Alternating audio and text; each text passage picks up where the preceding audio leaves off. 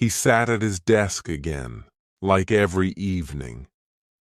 Another English book opened, another notebook filled with grammar exercises, rules about present perfect, past continuous conditionals, all underlined in red. He had memorized hundreds of vocabulary words, made flashcards, and listened to hours of English podcasts. But deep inside, something didn't feel right. Because even after all this effort, he still couldn't speak. Not even one full sentence without stopping. Not without panic. Not without thinking too hard. Then came the moment that changed everything. He was in a shop. A lady looked at him kindly and asked, "Can I help you?" A simple question, easy words. He knew all of them. But still, his mouth stayed closed, his mind froze. The words he had studied for months disappeared. All that came out was silence. He smiled awkwardly, turned around, and left the shop. Embarrassed, angry, confused. As he walked home, one sentence repeated in his head.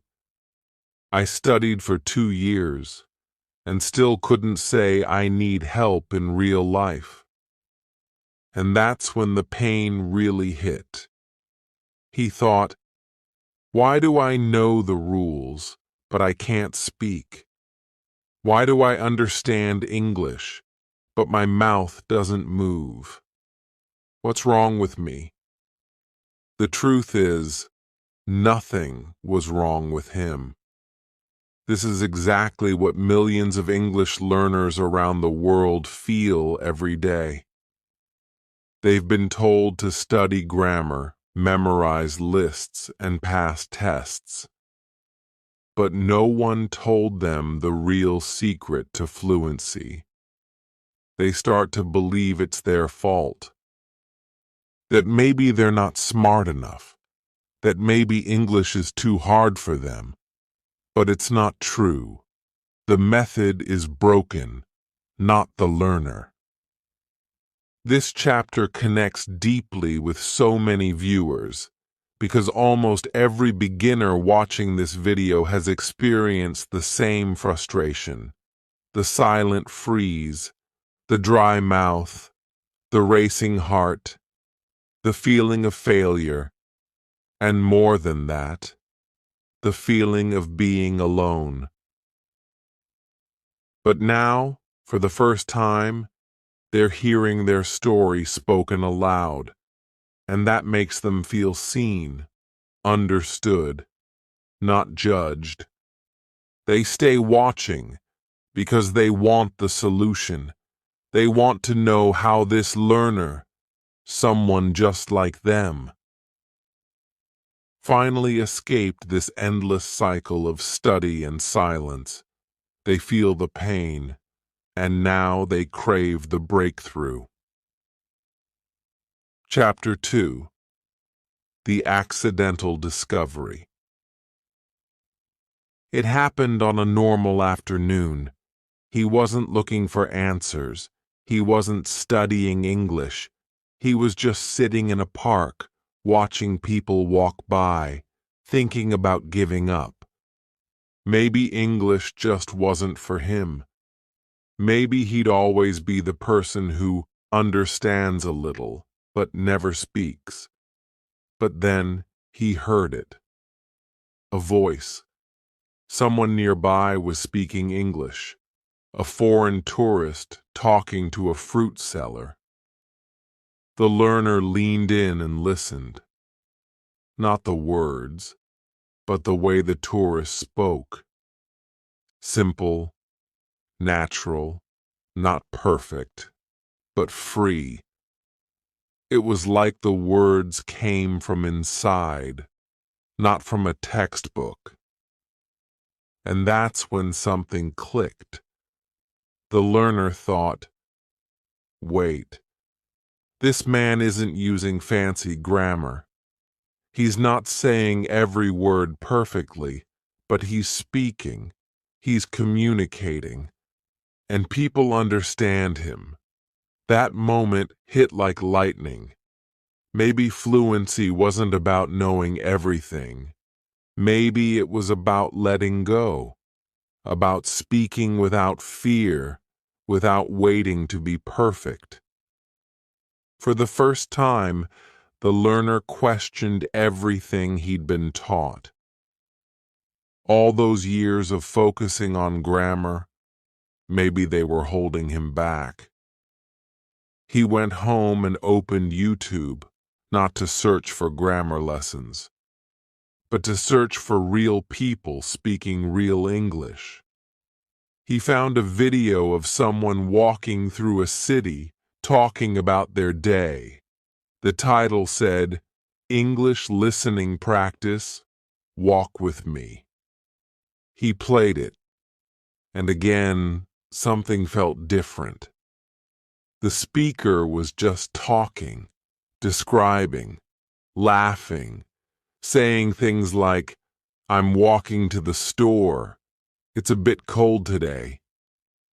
Look at that dog." No complicated phrases, no grammar explanations, just real speech. That's when the learner made the choice. He would stop studying and start observing. He would listen like a child, watch the lips, feel the rhythm, and something deep inside him whispered, "Maybe this is how I will really learn." For the first time, he felt hope, not because he had found a new rule, but because he had seen real English in action. It was alive, and he wanted to live in it. This moment is powerful for every viewer watching. They see themselves in this learner. They know that feeling of doubt, that moment of almost quitting. But now they're starting to believe, maybe there's another way. Maybe I can learn differently. The emotional spike is real because it's not a lesson. It's a discovery. And the viewer doesn't want to miss what comes next. Chapter 3. The Shadowing Secret. He was alone in his room when it happened. The curtains were closed, the lights were dim. His phone sat quietly in his hand, and his heart was full of questions. But then he remembered that video, the one where someone had said, "Repeat after me. Don't think. Just copy my voice." At first, it sounded strange, childish, too simple to be true, but something inside told him to try. So he opened the video again. He wore his earphones. He listened, and this time he didn't just watch. He spoke. The speaker in the video said, "I'm going to the market." He repeated, "I'm going to the market." The speaker said, "It's a sunny day." He echoed, "It's a sunny day." He didn't pause to understand the grammar. He didn't stop to translate. He just repeated, like a shadow, like an actor learning lines, like a baby copying its parents. At first he felt awkward. He laughed at himself. His voice sounded strange. He made mistakes. But still, he kept going. One sentence, then another. And then something unbelievable happened. The next day, while walking to a small grocery shop, he looked up at the sun and softly whispered to himself, "It's a sunny day." Wait, where did that come from? He didn't translate. He didn't plan. The words just came. That's when he understood the power of shadowing. It wasn't just about speaking. It was about training the brain. By copying real English, his brain stopped translating. It started thinking in English. Slowly, sentence by sentence, the gap between his thoughts and his speech began to disappear. He wasn't memorizing. He was becoming fluent. He repeated the shadowing exercise again that night, but this time with a smile. He began to choose short, simple videos with native speakers. He paused. He replayed. He matched the tone, the pause, the rhythm. His voice became stronger. His confidence grew. He was not just a student anymore. He was a speaker. And the most powerful part, he didn't study any rules, not even one. No verb charts, no grammar guides, just repetition. Pure, fearless repetition. Like a child, like a song stuck in your head. And slowly, English started to live inside him. Viewers watching this feel something new, possibility. They realize they don't need perfect understanding to speak. They don't need permission. All they need is a voice, and a few minutes each day. When the learner says his first full sentence, naturally, fluently, without effort, and the viewer whispers, "I want that." Chapter 4. From Listener to Speaker in 7 days. The first day was strange. The second day was hard. But by the third day, something had started to change. He had made a promise to himself. Just 10 minutes of shadowing every morning. No excuses, no skipping. He would not worry about understanding every word. He would not pause to think. He would just listen and repeat. That's all, like a voice echoing through a hallway. And so he began. On day 1, his tongue stumbled. He paused often. His voice was soft, unsure. But he finished the 10 minutes. He repeated sentences like, "I'm making breakfast. Let's go for a walk, and what time is it?" He didn't study them. He just said them, again and again. On day 2, the same sentences came back. But this time they felt easier, smoother. His mouth moved faster. The pauses were shorter. His brain didn't scream with translation. It started to feel the language. By day 3, something magical happened. He walked to the mirror, looked into his eyes and said, "I'm tired today, but let's keep going." He hadn't planned that sentence. It just came out, from nowhere, from inside. That's when he realized, I'm not just listening anymore. I'm speaking. I'm becoming the voice I've been copying. Day 4, day 5. He kept going. Same time, same routine. The sentences grew longer. His voice became stronger. He even began to use some expressions from the videos in real conversations. Once, while talking to a shopkeeper, he said, "I'm just looking around, thank you." The words slipped out easily. The shopkeeper nodded, smiled. That small success felt bigger than any grammar test he had ever passed. By day 7, he was no longer just practicing English. He was living it. The morning shadowing became his favorite time of day, a ritual, a habit, like brushing teeth, like drinking tea. It didn't feel like study, it felt like connection. The sound of English started to feel like home, like his own voice. And here's what he learned. Fluency is not about knowing, it's about doing. Not about perfection, but repetition. Again and again.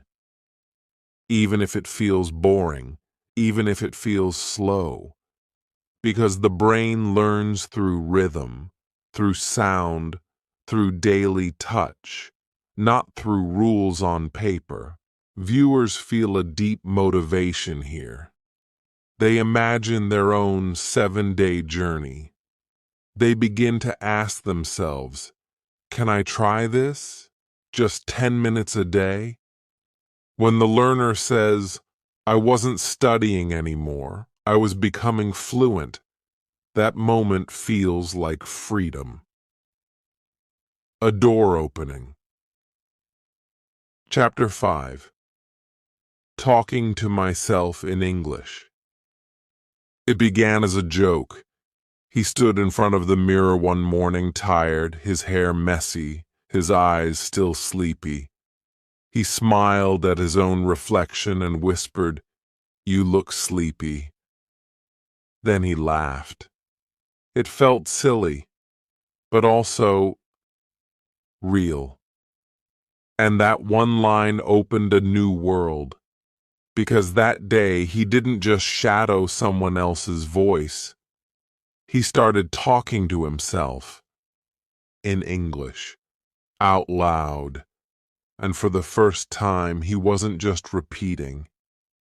He was creating, responding, conversing with himself. Every morning, he made it a habit. He would walk up to the mirror and begin, "How are you today? You look tired. What's the plan for today?" At first, he used simple lines, phrases he had shadowed, but slowly, new sentences started to appear. His brain was now building them on its own, without rules, without translation. They weren't perfect, but they were his. That made all the difference.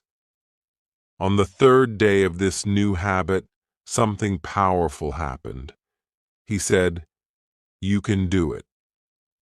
And as he looked into his own eyes, he felt those words deeply. Not just as English practice, but as truth. He was encouraging himself. He was building confidence, not only in English, but in life. Speaking to himself became a daily ritual, a time of courage, a time of honesty, a time of transformation. He didn't need a teacher. He didn't need a partner. He didn't need a classroom. The mirror became his first listener, his first audience, his first friend in English. And through this strange, personal conversation, he began to discover fluency in a new way, not through rules, but through connection, not through pressure, but through reflection. At the end of the week, he noticed something remarkable. He had stopped translating in his head. English thoughts began to rise on their own. Sentences appeared like waves, soft, natural, unforced. Let's eat something. I'll go for a walk. Today is a good day. These were no longer borrowed phrases. They were part of him. And perhaps the most beautiful thing, he no longer feared mistakes. Because the mirror never judged. The mirror never corrected. The mirror just listened. Patiently. Kindly.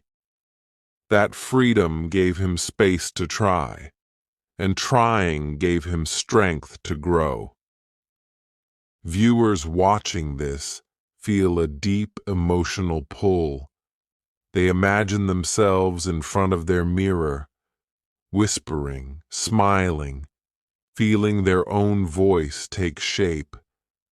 And they begin to believe, maybe I don't need a perfect environment. Maybe I can start right here, with me. When the learner says, I stopped waiting for the world to talk to me. I started talking to myself, and that changed everything. Chapter 6. The Power of Emotional Words. It was a rainy evening. He sat by the window, sipping tea, phone in hand, and clicked on a video titled, The Boy Who Missed His Mother. The story was simple, in slow English.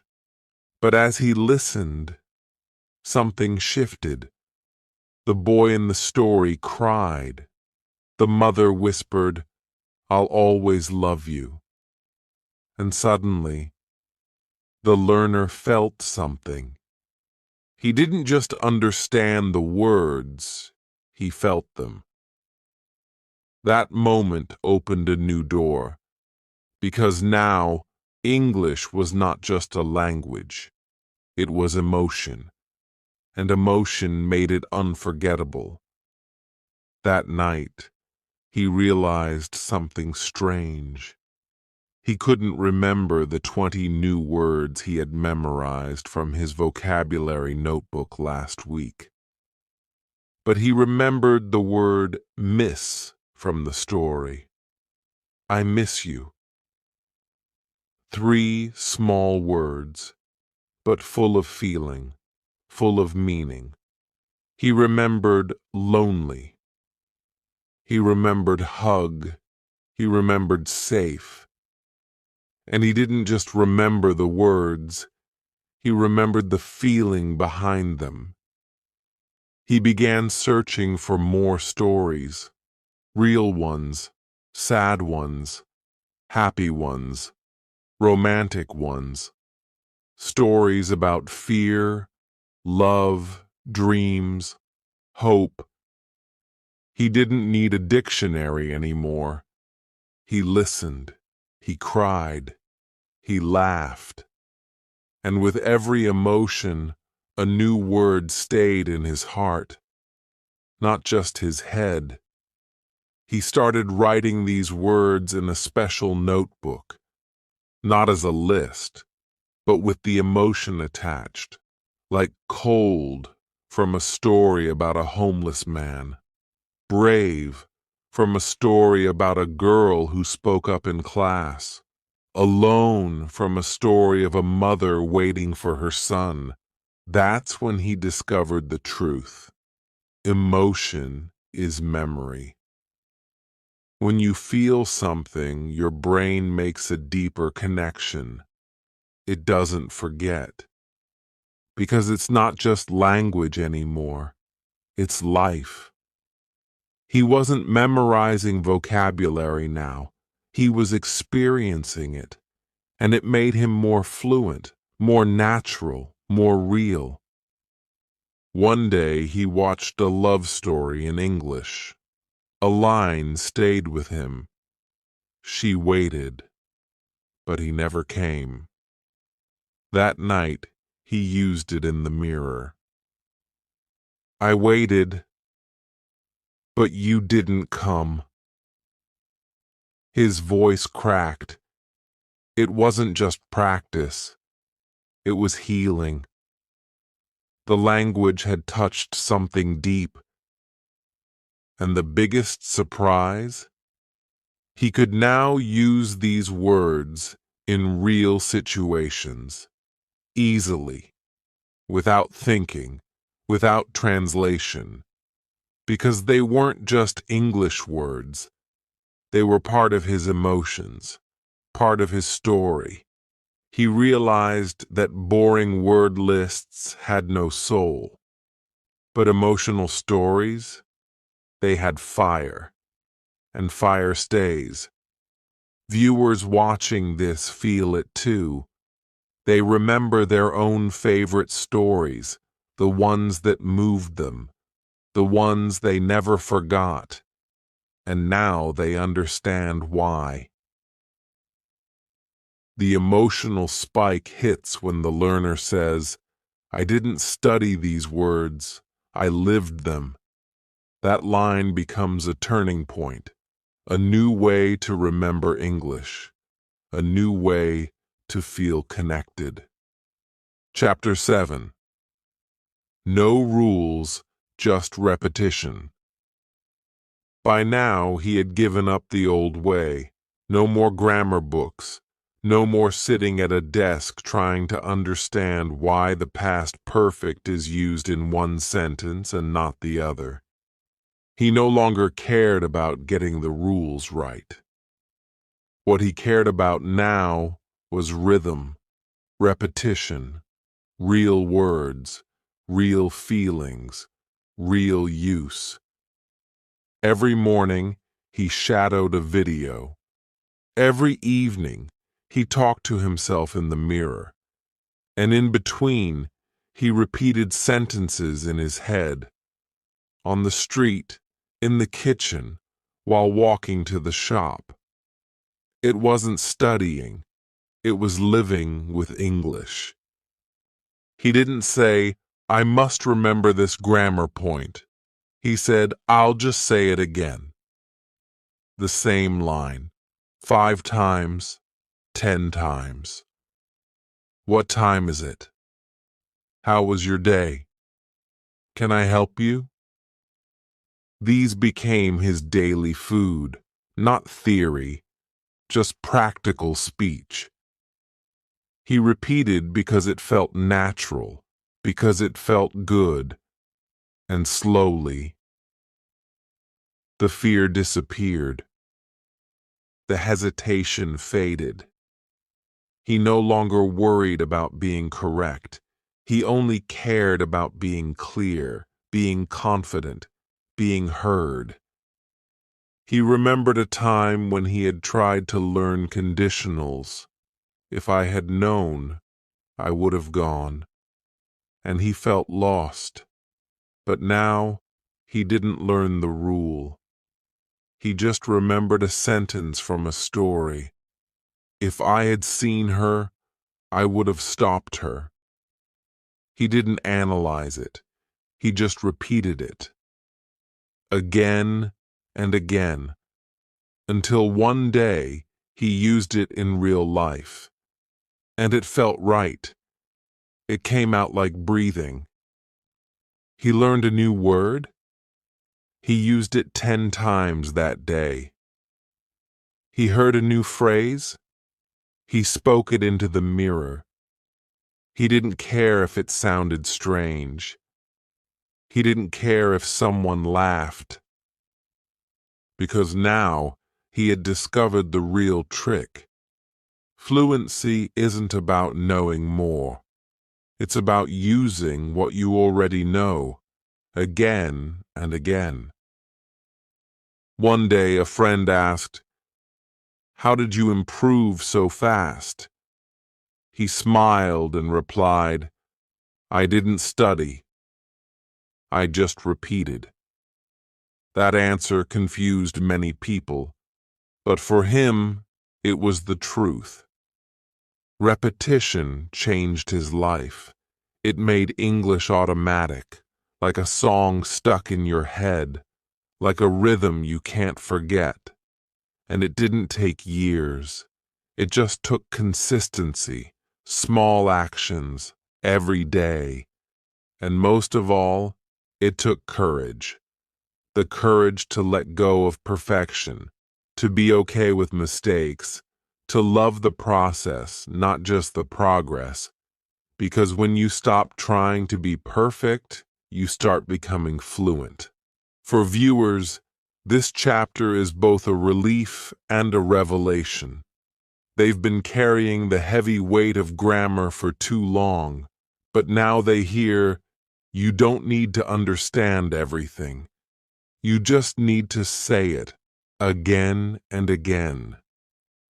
The emotional spike happens when the learner says, my fluency didn't come from rules, it came from rhythm. That line stays in their mind. It becomes a mantra. Chapter 8. Real English in Real Life. He never imagined that buying bananas could feel like a victory. But that morning, standing in front of the fruit seller, he smiled and said, how much for these? The words came without fear. Simple, director, natural. The seller answered, and he understood. Not every word, but enough. He paid, said thank you, and walked away with a bag of fruit and a heart full of pride. Because for the first time, he had used English in the real world. Not in a classroom, not in his mirror, in life, and it worked. That small conversation gave him something grammar books never did: confidence. He wasn't fluent like a native speaker. He wasn't perfect, but he didn't need to be. He had crossed the line between learner and speaker. He had entered a new world, the world of real English. From that day on, he looked for small chances to use English. Ordering tea, asking for directions, saying good morning to a foreign visitor. These tiny moments became gold. They built him up, one sentence at a time, and something else changed too. He stopped being afraid of people. Before, he worried, what if they laugh at my English? What if I make a mistake? But now he knew, people don't care about perfect grammar. They care about connection. They smile when you try.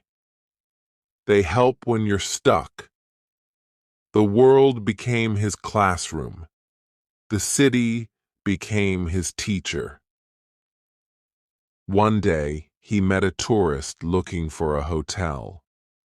The man asked, do you speak English?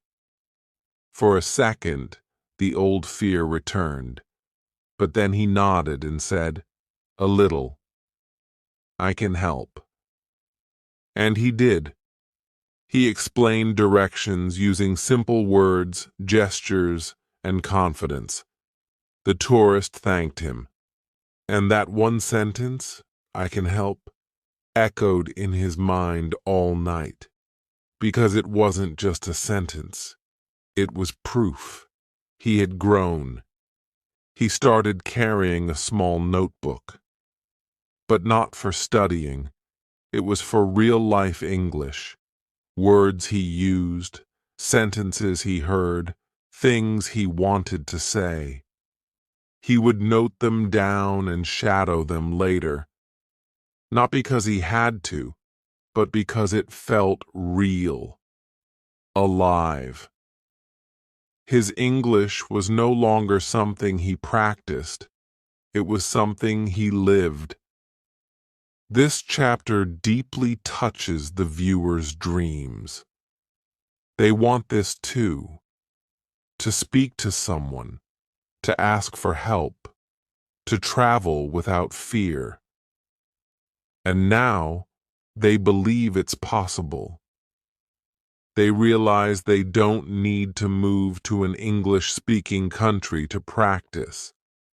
They can start where they are, at a market, in a shop, at a bus stop.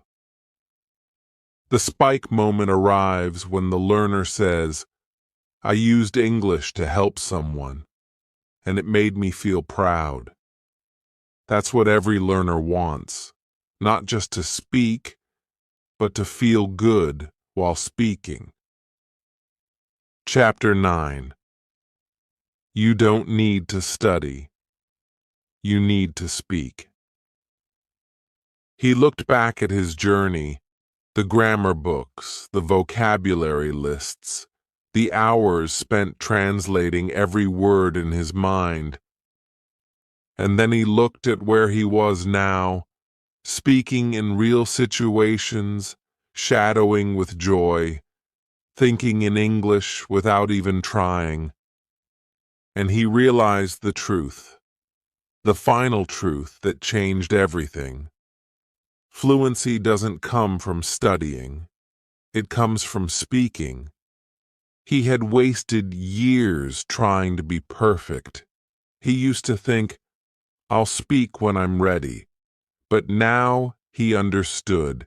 Speaking makes you ready. The more you speak, the more your brain opens up. The more your mouth gets used to the rhythm, the more natural it feels. He remembered the fear he used to feel, the pressure, the shame. All of it melted away the moment he stopped focusing on being correct and started focusing on being clear. Now, English was no longer a subject. It was a tool, a friend, a bridge. He used it every day, not just to learn, but to live. And here's what shocked him most. He was speaking better now, without studying, than he ever did when he was stuck in grammar rules. Why? Because speaking is practice. And practice makes fluency. Not theory, not perfection. Just daily, emotional, fearless use. He no longer said, "I'm learning English." He said, "I speak English." Even if it wasn't perfect, even if it was simple, because the words were real, alive, his.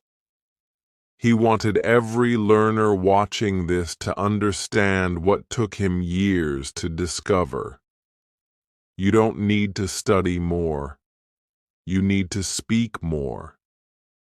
You don't need to be perfect. You need to be present. You don't need to remember rules. You need to repeat real sentences. Fluency is not in the book. It's in your voice. Use it. He ended the journey with a challenge. Not a grammar test. Not a vocabulary quiz. A speaking challenge. Talk to yourself for 5 minutes a day. Mirror talk, shadowing, doesn't matter. Just speak. Every day. For 7 days. And see what happens. That was the trick. That was the method. That was the truth that finally made him free. The emotional peak here is powerful. The viewer feels it. They've been stuck too long, studying too long. Now they understand. It's time to speak. Not tomorrow. Not when they feel ready. Now, thank you for watching. If this video helped you, if it gave you even one moment of hope, then it's time to act. Don't go back to memorizing rules. Instead, pick one sentence and say it out loud right now. Subscribe to this channel because we don't just study English, we speak it. Like this video and comment below. Will you take the 7-day speaking challenge? Let's change the way we learn English together.